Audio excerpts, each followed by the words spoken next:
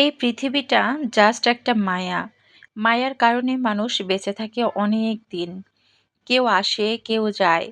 এই যাওয়া আসার খেলায় কেউ এমন কিছু কর্ম রেখে যায়, অনেকে তাকে মনে রাখে, আবার কেউ ভুলে যায়।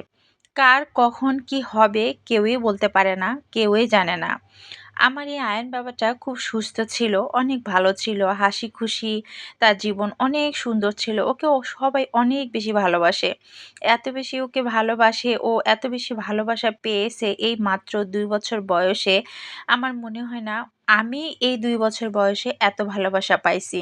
এই যে দেখছেন ও কানের মধ্যে হাত দিচ্ছে বারবার। ওর কানের মধ্যে প্রবলেম হইছে। কবে থেকে প্রবলেমটা হইছে, কিভাবে হইছে আমি কিছুই বুঝতে পারিনি। ও কানের মধ্যে দেখতেছি হঠাৎ করে পানির মতো কি যেন বের হচ্ছিল। তারপর ভিতরটা সম্পূর্ণ সাদা হয়েছিল। আমরা তো অনেক বেশি ভয় পাইছিলাম। সবাই দেখে এটা বলছে যে ইমিডিয়েট রংপুরে নিয়ে যান এবং নাক কান গলা বিশেষজ্ঞকে দেখান। আমরা এত বেশি ভয় পাইছিলাম যে কি করব না করব কিছুই বুঝে উঠতে পারছিলাম না।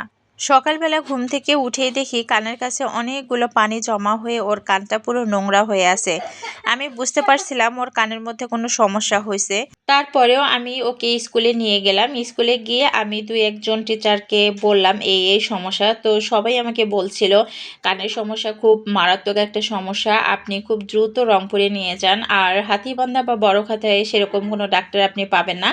আপনাকে নাক কান গলা বিশেষজ্ঞকেই দেখাইতে হবে। ওখানে দেখালেই বরং ভালো হবে। ভিডিওর মাঝখানে একটা কথা বলে নেই।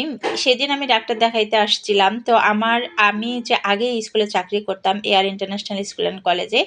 তো সেই স্কুলের এক স্টুডেন্টের সঙ্গে আমার দেখা। আমি চিনতে পারিনি, বাট সে আমাকে চিনতে পারছে। অনেক বড় হয়ে গেছে। আমি যখন ওখানে চাকরি করছিলাম, ওকে পড়েছিলাম, ও ছিল ক্লাস 7-এ। ওখান থেকে এসএসসি পাশ করে ও রংপুরে চলে আসে border guard school and college. এখানে ও পড়াশোনা করে। তো হঠাৎ করে রাস্তার মধ্যে দেখা, ও আমাকে টেনে টুনে ওর ওই স্কুল অ্যান্ড কলেজে নিয়ে আসলো। তো যাই হোক, খুব ভালোই লাগে যখন রাস্তার মধ্যে কোনো স্টুডেন্টের সাথে দেখা হয়। আর কম বেশি আমার এয়ার ইন্টারন্যাশনাল স্কুল অ্যান্ড কলেজের স্টুডেন্টদের সাথে সবসময় দেখা হয়, যেখানেই যাই না কেন। যাই নীলফামারী হোক, জলঢাকা হোক বা রংপুরে হোক, ওরা সবসময় থাকে।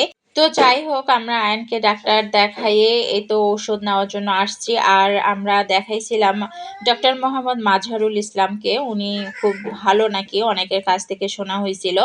তো এই তো আয়নের প্রেসক্রিপশন অনুযায়ী আমরাও সমস্ত ওষুধ নিয়ে নিলাম। একটা ওষুধও বাদ দিব না। আর ওষুধের দামগুলো এখন অনেক বেশি। আর মাজহারুল ইসলামের ফিও অনেক বেশি। ওনার ভিজিট হচ্ছে ৭০০ টাকা। আপনারা যারা আসতে চান আমি বলে দিলাম। অনেকে হয়তো বা বলবেন যে ওনার ভিজিট কত।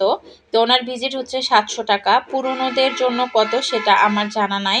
তবে উনি বেশ ভালো ডাক্তার। উনি আয়নের কানটা শুধুমাত্র লাইট দিয়ে দেখে বুঝতে পারছে। উনি বলছিল যে এটা সর্দি থেকে হইছে। দীর্ঘদিনের সর্দি জমা হয়ে থাকার কারণে নাক দিয়ে না এসে এটা কান দিয়ে চলে আসতেছিল।